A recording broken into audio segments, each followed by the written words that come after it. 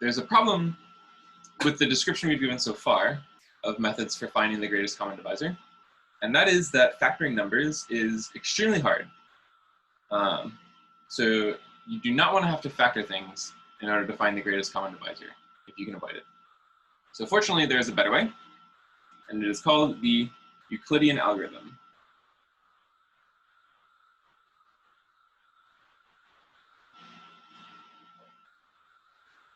And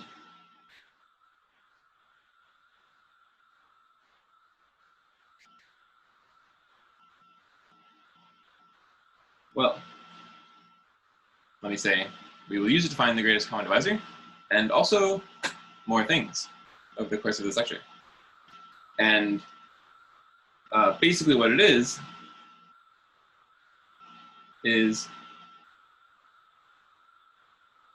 repeatedly applying the division theorem, aka division algorithm. So what do we mean by this? How does this help us? Let's have a little lemma. So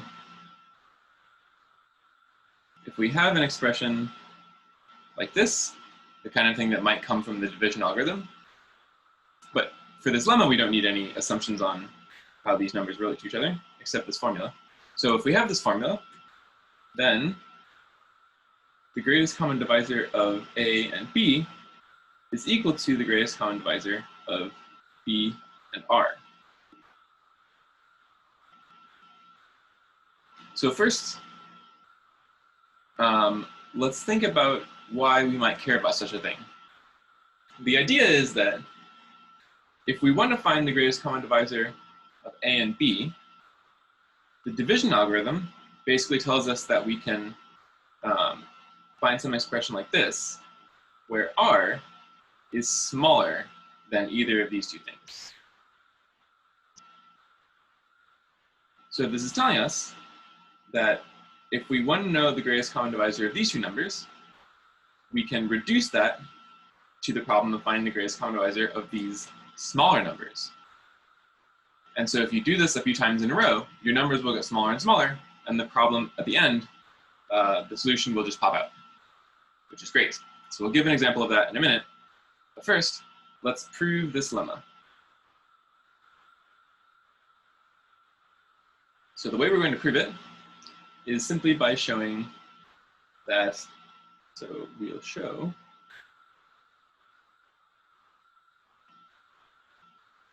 that the set of common divisors of A and B is equal to the set of common divisors of B and R. And this will give us what we want, because that is simply saying that the biggest element of these two sets is the same. And if they're the same set, then they certainly have the biggest element in common. So remember, how do we generally prove that two sets are equal? We show that one is contained in the other, and then we also show that the other is contained in the one. So let's do that. So what does this inclusion look like? That means I'm taking a common divisor of A and B, and I want to show that it's a common divisor of B and R. And of course, B is already taken care of, so we just need R. So if we have some number D, and D divides A, and D divides B, then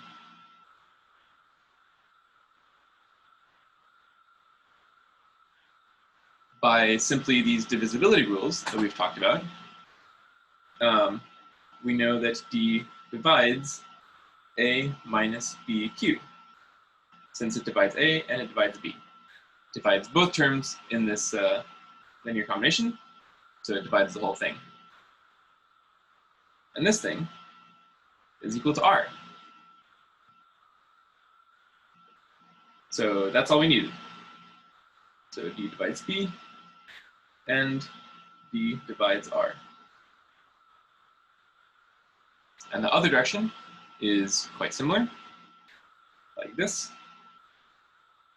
So we're taking a common divisor of b and r, and we want to show that it's a common divisor of a and b. And again, it's exactly the same divisibility rules that are going to come into play. So if d is a divisor of b and of r, then it is also a divisor of bq plus r. And this, of course, is equal to a from our equation up here.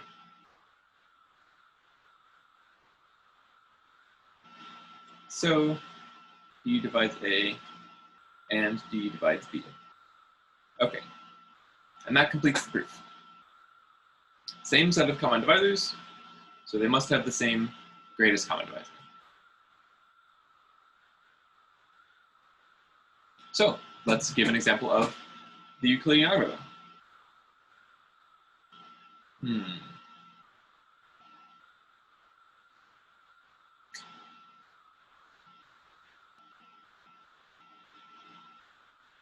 So the algorithm is to apply the division theorem repeatedly, and the last remainder is the greatest common divisor. So let's see what we mean by this. So let's find the greatest common divisor of 299 and 713. And I just want to pause for a second to illustrate the fact that factoring is hard, because certainly for me at least, when I look at these numbers, I have absolutely no idea how to factor them. And you could sit down and do it, it'd be possible, but it would be a, kind of a pain in the ass. So let's see how hard it is to use the Euclidean algorithm. Hopefully that will be more illuminating. So the idea is that we want to use the division theorem to reduce these numbers. So let's take the bigger one, 713, and divide it by the smaller one, 299. So 713 equals, how many 299s can we fit? So this is about 300. So twice this is going to be about 600, and that is going to be the most we can do. So it's going to be 2 times 299 plus whatever is the difference, which would only take you a minute to figure out, but let me just write down, it's 115. And then, just to say again, this is A, this is B, and this is R. So we want the greatest common divisor of A and B, but we're saying that it's the same as B and R. So we can take these two new numbers and repeat the process. Maybe let me leave some of that in. All right, so 299 equals some multiple of 115 plus some remainder. So again, we can fit 2 of them in. And the difference is 69. And let me just emphasize that I'm gonna, there's a couple more lines, so I'm gonna blaze through them. And I'm, not leaving enough time to actually figure this out. But when I was preparing this example, I did just do it by hand. It's not that hard. You can totally just do it by hand. And that's what I did in this case. So let's just do it. So 115, we're doing these two numbers now. 115 and 69. So 115 is 1 times 69 plus 46. 69 is equal to 1 times 46 plus 23. And then 46 equals 2 times 23 plus 0. So, what is the greatest common divisor? It is the final remainder in our repeated division algorithm. So the greatest common divisor of 299 and 713 is 23. And again, just to emphasize, how did we find that? So we're originally interested in the greatest common divisor of these two numbers. And through this lemma, we found that that's equal to the greatest common divisor of these two numbers, which is the same as these two, same as these two, same as these two. And then what happens in the end? So one way of saying it is that the final remainder happens when this number is a multiple of this number. And so that tells you it's the greatest common divisor. But you could also say, like we had the question earlier, the greatest common divisor of these two numbers is equal to the greatest common divisor of these two numbers. So 23 and 0. And the greatest common divisor of those is always going to be that one, 23.